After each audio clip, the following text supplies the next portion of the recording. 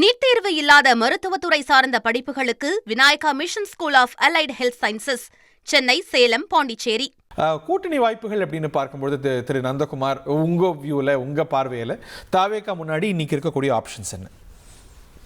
இப்ப நீங்க பேசும்போது திமுக கூட்டணி, என்டிஏ கூட்டணி எல்லாம் முடிஞ்சிருச்சுன்னு சொன்னீங்க.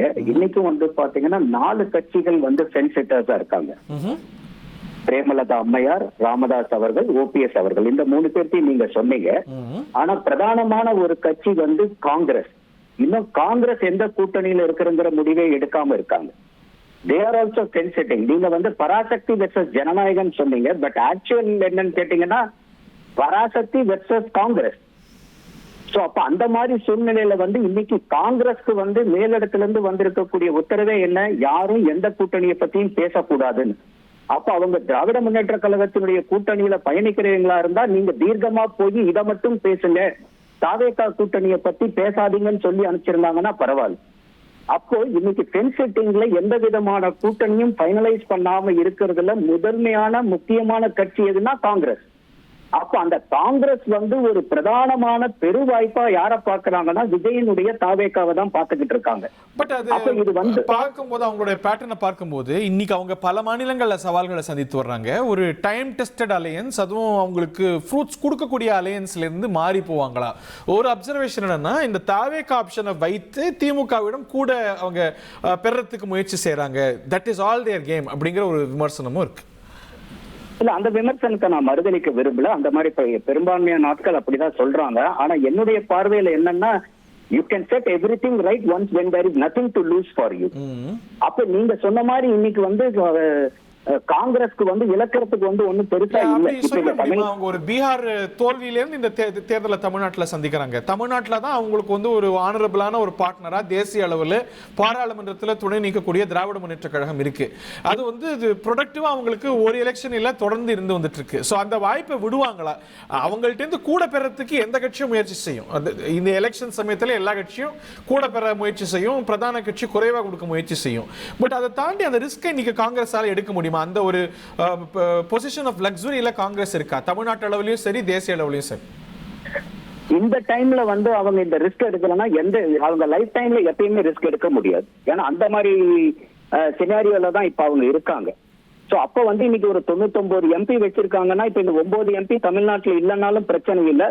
ஃபார் எக்ஸாம்பிள், நீங்க 39 எம்பியும் இன்னைக்கு காங்கிரஸ்க்கு சப்போர்ட்டிவா இருக்குன்னாலும் என்ன இது வரைக்கும் இந்த சாதிச்சிருக்காங்கிற ஒரு பெரிய கேள்வி. அவங்களுடைய குரலை ஆம்பிளிஃபை பண்றதுக்கு அந்த கூட்டணி பலம் அப்படிங்கிறது பிரதானமா இருக்குல்ல. நீங்க காங்கிரஸ் ஒரு பழைய நிலை போல நாடு முழுக்க எம்பிக்கள் வச்சிருந்தா பரவாயில்ல. அவங்களுக்கு எம்பிக்கள் இருக்கிற இடங்களே, இருக்கிற மாநிலங்களே குறைவு. அப்படி இருக்கும்போது அந்த தமிழ்நாட்டில் மேபி அவங்க எக்ஸ்ப்ளோர் பண்ணலாம். பட் அந்த ரிஸ்கை எடுக்கக்கூடிய சூழல் இருக்கா? கண்டிப்பா இருக்கு. என்ன காரணம்னா, இன்னைக்கு தமிழ்நாட்டுல காங்கிரஸ damage, high degree of damage யார் கிரியேட் பண்றாங்க, காஸ்ட் பண்றாங்கன்னா டிஎம்கே தான் பண்ணிட்டு இருக்காங்க. இன்னைக்கு காங்கிரஸ அவங்க டேமேஜ் பண்றது பாரதிய ஜனதாவோ அதிமுக நீங்க காமராஜர்னுடைய ஆட்சி சொல்றாங்க. அதே மாதிரி இப்ப ஐயா இவர்கள் நம்மளுடைய திருச்சி சிவா அவர்கள் பேசும்போது காமராஜரை பத்தி ரொம்ப அசிங்கமா பேசி கூட அவங்க இது பண்ணிட்டு இருக்காங்க.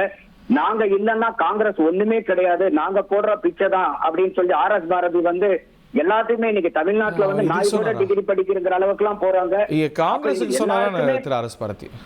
காங்கிரஸ் எக்ஸாக்டா இந்த வேர்டை யூஸ் பண்ணலாம். ஆனா காங்கிரஸ் நாங்க இல்லன்னா அவங்க தயார் நத்திங் அப்படிங்கறதுதான் இன்னைக்கு காங்கிரஸ் திமுக இருக்கக்கூடிய நபர்கள். ஜெயலலிதா சர்ச்சை இதெல்லாம் ஒரு சின்ன சின்ன இரிட்டன்ஸா எல்லா அணிகள்லயுமே பாஜக அதிமுக கிடையாது இல்லையா? இந்த மாதிரி இரிட்டன்ஸ் இருக்கதானே செய்யும்.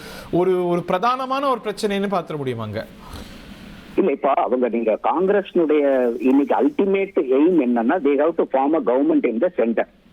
அப்படி இருக்கும்போது நீங்க ஒவ்வொரு மாநிலத்திலும் உங்களுடைய கட்சியை நீங்க திடப்படுத்தாம மத்தியில ஆட்சியை பிடிக்க முடியாது. இதுதான் பாரதிய ஜனதாவுக்கும் காங்கிரசுக்கும் உண்டான பெரிய வித்தியாசம். என்னன்னா, இந்த இந்தி கூட்டணிங்கிற பேர்ல, இந்தியா அலையன்ஸ்ங்கிற பேர்ல எல்லா மாநிலத்திலும் தன்னுடைய சுயத்தை இழந்து தியாகம் பண்ணி மற்ற ரீஜனல் பார்ட்டிஸ் க்ரோ ஆகிறதுக்கு ஹெல்ப் பண்ணிருக்காங்களே ஒழிய காங்கிரஸ் தேஞ்சிட்டே வந்துருச்சு.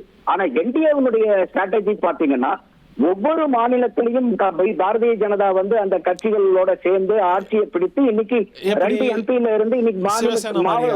மாநில அது அதே விமர்சனத்தை பாஜக மேலேயே வைத்திட முடியும் இல்லையா? சோ அவங்க வந்து கூட இருக்கிறவங்க எல்லாம் வளர்ந்து இருக்கிறாங்களா இல்ல எப்படின்னு கேள்வி இருக்கும்ல.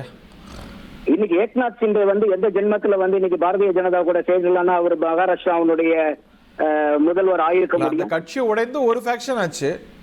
இன்னைக்கு சிவசேனா வளர்ந்திருக்கா, பாஜக வளர்ந்திருக்கா மகாராஷ்டிரால? நீங்க ஊசி இடம் கொடுக்காம நூல் நுழைய முடியாது. நீட் தேர்வு இல்லாத மருத்துவத்துறை சார்ந்த படிப்புகளுக்கு Vinayaka mission school of allied health sciences, Chennai, Salem, Pondicherry